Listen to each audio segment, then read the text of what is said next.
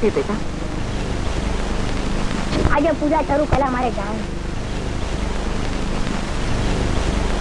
કે આ 10 વર્ષોમાં આજે તું બધી વાત કરી પછી શું પૂછે?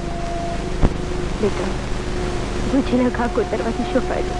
એ ગમે તે થાય માં, આજે તો તારે મને કેવું જ પડશે. ખોટી જીદ ન કર, મારું માન દીકરા. વાત સાંભળીને તને દુઃખ થશે. તો આથી એક વાતમાં આજે તો તારે કેવું જ પડશે. અને જો તું મને નહીં કે તો તને મારા સોગન છે. ના ના મારે લાલ, મને બાંધી લે કે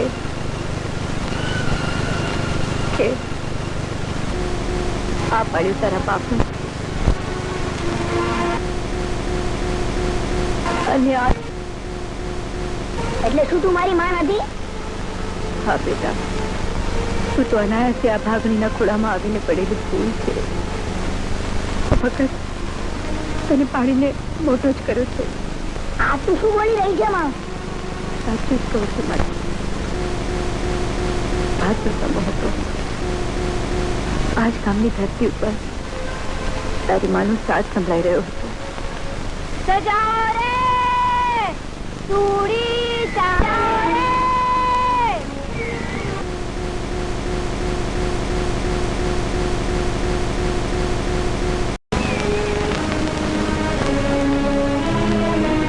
શરણ કી ચાપુ છરી સજાવે ચાલી આપે છે. તમે કોઈ સજાઈ દો. અરે તારા જેવી સજવા વાળી હોય પછી મારું ઘર ન સજાવું? કેટલી ધારદાર છે ને. આવતી રાણી. અરે શેઠ, મેં છરી સજાવવાના પૈસા આપ્યા, મને ના પડે છે. જો શેઠ, હું તને પારણામાંથી પીટાણું છું. હવે ભોરે ચા યાદ રાખજે, મારું નામ પણ સનાતન છે. ગામને આશરે આવેલી ગરીબ છોડીને તું રંજાડીશ એવું ચાખી નહીં લઉં. બાકી જો ચોરાવરી ચાજી થઈ ગઈ હોય તો મારી પાસે ગીરો મૂકેલી તારી ઈપલી ભાડી છોડાવવામાં વાપર.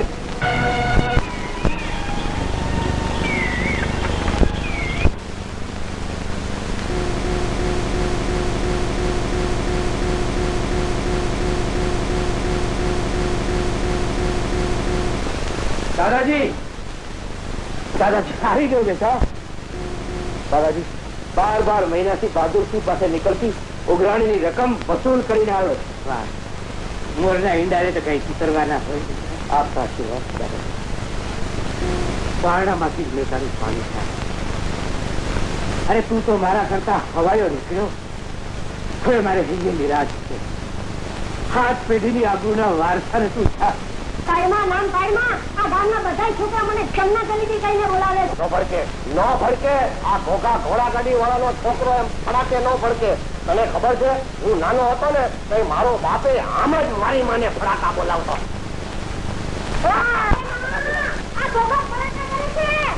હું બોલાવું તારી માને, એને આજ તો ફડાકો બોલાવી દઉં. અરે મારી માં સામે મારો બાપે નતો બોલી જોઈતો. તું શું ખરા શું છે? જો માં મારી આજે તારો જમાઈ ફડાકા બોલાવે છે. તારી ખરાબનો જમાઈ મારું ઘોડાના પેટના ઘોઘા મારી દીકરીને ફડાકા બોલાવે છે. અલ્યા આ માણસ છે, કઈ ઘોડી નથી, સમજો? એ સાંભાઈ કાકો, તારા મોઢાને ટોપરું ચડાવ, એ તો ફડાકા. ચૂડી ચાકા સરિયું સજાઓ રે. ચિંતાના બોલો. રાજકોટ 208, મહુવા 204, મહુવા કાપી નાખો. સજાઓ રે ચૂડી ચાકા સરિયું સજાઓ રે. સજાઓ રે સજાઓ રે ચૂડી ચાકા સરિયું સજાઓ રે.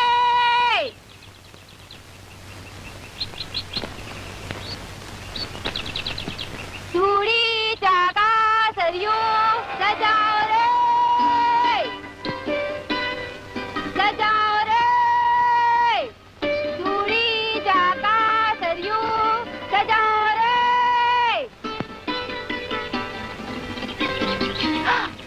અરે શેઠ, તમે? હા હું. એ ગોગા, સુડી ચાકુ કાતરું લઈ આવ.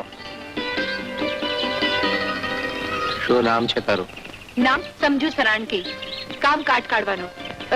આ મારી બા છે, પણ બાપડી બેરી છે. તે ફડાકો બોલાવી દીધો. આ છરી, ચાકા ને કાતર, તાવીથા ને હાણકી બધું લેતો આવ્યો છું. અરે ઘોઘા, તું તો હાવ ઘોઘા જેવો જ રહ્યો. આ સાણસી ને સરાણે ન ચડાવાય. મને એમ કે જરાક ખરણ હારી છે તો હજુય હારે હારે હજાવી લઈ લે ભાઈ. જરાક સરખું હજે હો. શેઠ દરિયાવ દિલ ના છે. આજ તારી બોણી સુધરી ગઈ એમ હમ જ ફડાકો બોલાવી નાખ. લે, તારા શેઠ પાસે કઈ ધર્માદો થોડી લેવો છે. કાંદાની કમાણી ખાવી છે. ઓહો, એક તો રખડી ખાવું ને પાછો મરણ નો પાર નહીં. તે મરણ કા તારા માટે કરું છું, બાવળાના બળ માટે કરું છું. હા, અમારો ઘોઘો છે જ જરા ઘોઘા જેવો. પણ શેઠ, અમે તો પરસે ઉપાડીને રોટલો રળીએ. આપણ તો હું ફડાકો બોલાવીને જ રોટલો અડું છું. જો હવે તું આ અરે અરે અરે અરે, ઘોઘાનો ધોકો ન હોય, મન મોટું રાખીએ. ના હું શેઠ, બહુ મોટું મન રાખીને તો કોક દી મોત બેઠું થાય. અરે મોત થી બીએ તો જીવાય કેમ? લે હાલ શરણ માંડ. લાય હાલે. હિમાર તારા માથામાં. ઓહો, હજી નહીં ખાવ હોત તો તારું હું જાત.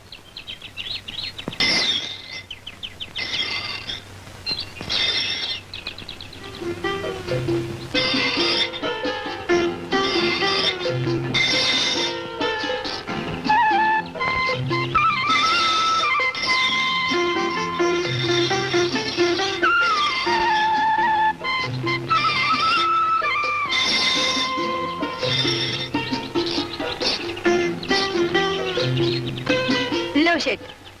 હા, શું થયું શેઠ? લાગી ગયું? ના, એ તો જરા છરી છરકો કરતી ગઈ. આ છરી ચકાનું તો એવું છે ને શેઠ, એને જરા હળવેથી હાથ લગાડાય, નહીં તો લાગી જાય. હથિયાર ને અડતા જે ડરે એનાથી પિંગાણા ન થાય. શેઠ, સાચવનાર કોઈ નથી, બહુ કાટ ચડી ગયો હતો. એ તો ઘરવાળી વગર એવું જ ને, કોણ સાચવે? શેઠાણી પિયરે ગયા હશે નહીં? અરે શેઠાણી હોય તો પિયર જવા જ ન દઉં ને. આવી મોટી સાહેબી, મોટી માળ મેળી અને હિંડોળે હિચકનાર જ ને. અરે શેઠ, હું એ છું ને હૈયા ફૂટી, ના પૂછવાનું પૂછી બેઠી. ન પૂછવાનું પૂછીને પણ તે ઘણું પૂછી લીધું ને. ક્યારેક પૂછવાથી પણ પંથ મળી જતા હોય છે. આ લે તારું મહેનતાણું. આટલા બધા? ના શેઠ, મને તો મારી મહેનત જ ખપે. મહેનત ના તો મૂલ ના હોય. તારી મોજમાં આવે એટલા લઈ લે.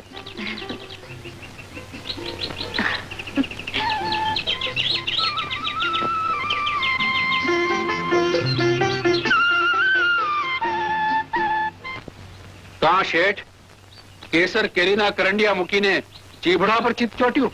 એ ચીબડા ચોર, મૂળ વાત કર, શા માટે આવ્યો છે? મૂળ વાતથી તમે ક્યાં અજાણ છો શેઠ?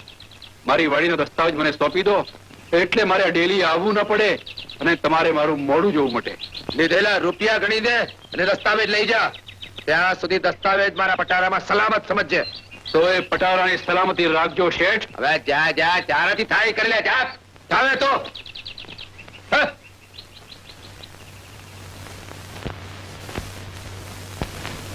સનાતન ક્યાં? અરે સનાતન, ઓ સનાતન, કેમ તારા વગર તારા દાદાને કોળિયો ગળે નહીં ઉતરે? અરે ગાંડી, કોળિયો કેમ ગળે ઉતરે? એના માવતર તો ભગવાને લઈ લીધા.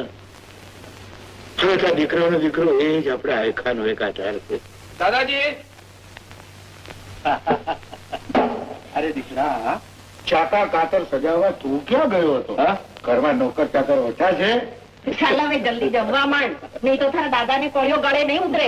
મોટી વાત દાદાજી વિના મને ક્યાં કોળીઓ ગળે ઉતરે છે? કેમ દાદાજી? અરે દીકરા, કાલે ઉઠીને ઘરમાં વહુ આવશે ત્યારે દાદાને દીકરો એક જ થાળીમાં ખાશો? ખાઈશું જરૂર, પણ એક શરત, રોટલા મોટી વાત ગળે તો.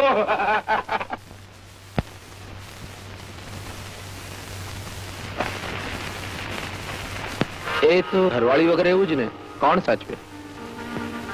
અરે શેઠાણી હોય તો પિયર જવા જ ન દઉં ને. ન પૂછવાનું પૂછીને પણ તે ઘણું પૂછી લીધું ને. ક્યારેક પૂછવાથી પણ પંથ મળી જતા હોય છે. સમજો દીકરી, રોટલો દાજ્યો? હા હા, રોટલો દાજી ગયો. દલડું દાજી ગયું. ત્યાં રોટલાની ક્યાં માંડવી